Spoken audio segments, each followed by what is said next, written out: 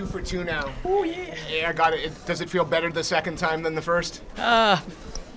It does.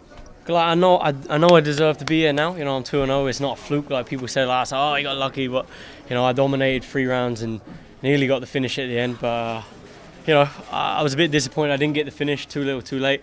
I heard one of my coaches told me to go get that bonus, but I thought money, so I started swinging my arms about.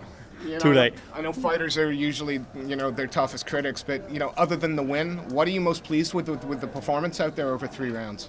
I was, I don't know, you guys tell me, but I feel like I was more mature.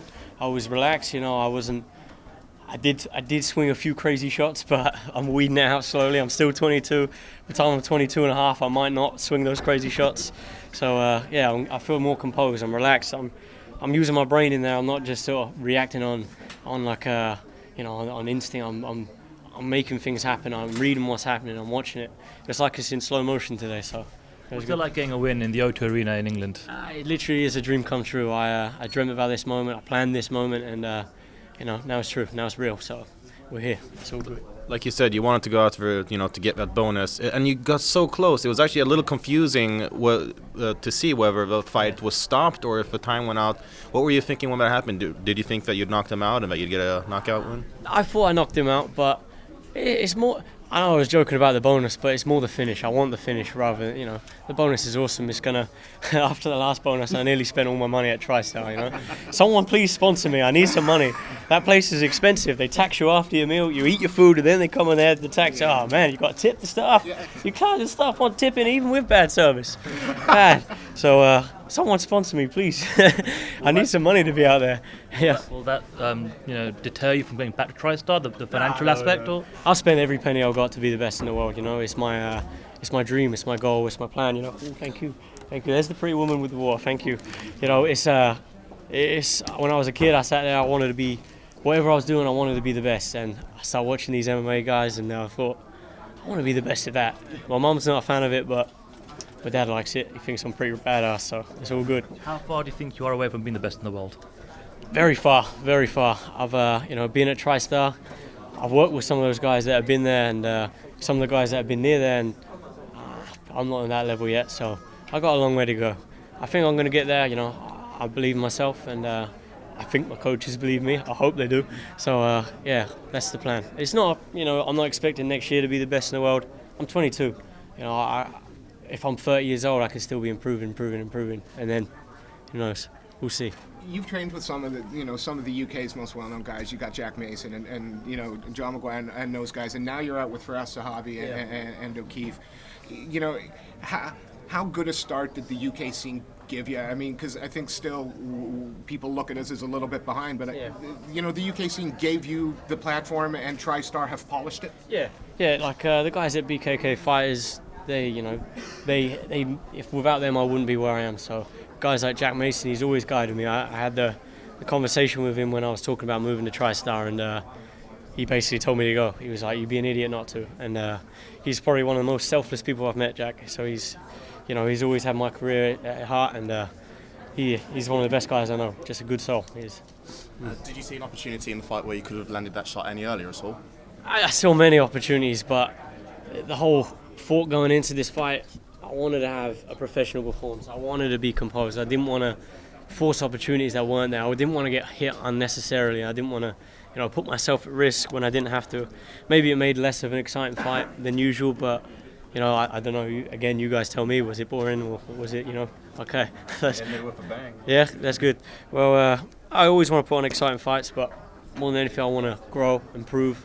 Like I say, I want to work to that goal of being one of the best guys. So. Do you think there are the case of octagon jitters here fighting in the UK? No jitters. I'm a professional. There was a little bit of jitters on the debut. There's 5 days notice. It was all. By the time I was in the cage, it was like last week I was sitting at home eating pizza, and now I'm here. I was like, shit, what the fuck? It was crazy. But this time I had months. I was with the best team in the world for 5 months preparing for this. So I've been visualizing and dreaming of my hand with the race, and it all come to true as I planned. You mentioned that you felt more mature this time around, that you learned a little bit. What specifically was it about your game plan or just your performance that made you feel that way? Well, I've got a smooth haircut. I've got a strong beard going on. I'm 22 years old now. I can rent a car in some places. Still not England, you have to be 26. So, I mean, something like that. I tried and they told me to get fucked. I was just like, yeah. But, you know, that's it. It seems to me that the UK MMA scene's coming on a cycle. We had Dan Hardy and, you know, the Roughhouse guys that all hit the UFC and had massive success. And now guys like you and Tom Breeze, you're leading the next generation of UK global MMA stars. Does that make you feel good? Does it make you feel pressure? Or what do you think about that? It makes me feel good, you know. This is what I wanted. Like I say, it's part of the plan. It's what I've dreamt of. It's what I've wrote down in my notes. It's where I want to be going, and it's what I want to be doing. So there's no pressure, you know. I wouldn't put myself in a position where I feel I don't like it. You know, I want to be here. This is the comfort zone. It feels, you know, I'd be uncomfortable if I wasn't in this position. So this is what I want. What else are on those notes? Pardon? What else are on those notes? Buy my mum a house. Let them have the best house in the street. Something like that. Buy my dog a shiny collar. Like the secret notes. Yeah. Did your mom watch tonight? I don't know if she watched, but I didn't give her a ticket. She's a bit crazy, you know. I don't let her come to the fights. She'd end up glassing my opponent or something. She's crazy, man. Serious. She's a crazy woman. Is your dad here? Yeah, my dad's here. He's in the crowd somewhere. I'm gonna have to go find him after the fight. So officially you didn't get the finish, but you got that explosion from the crowd, which you don't often get from a decision victory. Yeah. Were you sensing that? Because it did kind of feel like the crowd was sort of falling asleep a little bit. There were a bunch of decisions. Did you feel the excitement when they thought you finished? Yeah, you know, I thought I finished it after, but obviously it was too late. But maybe they thought I finished it too, but all too little, too late, unfortunately. What's going on in Montreal with all you guys, all you European guys? Do you band together?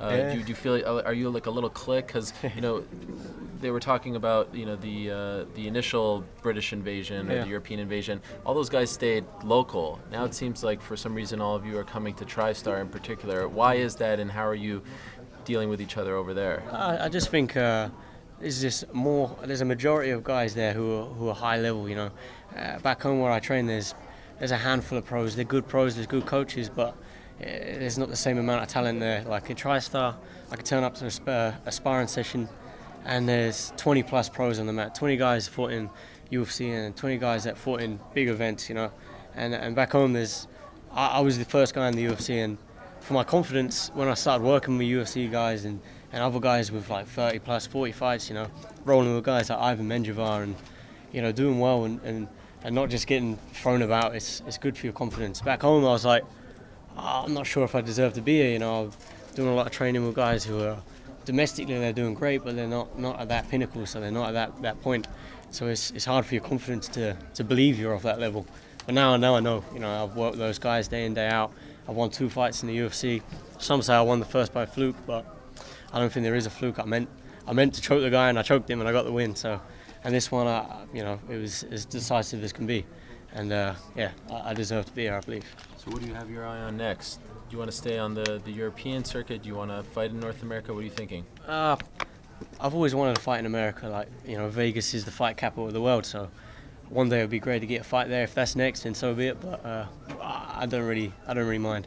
I fight in London every show if I can. It's great. Dana said he said something before the show. He doesn't come here very often, and so make the most of it. I want to be that person to bring it back here more often. You know, I want to be that guy to bring the shows back, to bring the crowds back to the UK.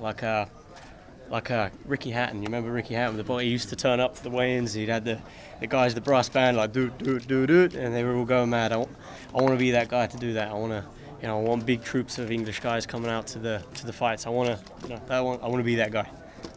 When do you rank this win in your career? It's the biggest win of my career, definitely, without a doubt. Where do you go from there? Home. I'm gonna go home and play with my dog. Say hi to my mum before I go back to TriStar, and she doesn't know I'm going back yet. She's like, oh, he's only gone there for one camp. I'm like, oh, I'm probably going to move there eventually. So I won't tell her that too soon. Maybe I'll tell her soon. Yeah, I'm sure she's going to be. Hopefully she doesn't watch the end of this video. Yeah, hopefully she's not watching this. I'm going to have an angry phone call waiting for me. Yeah. Congrats. Thanks, guys.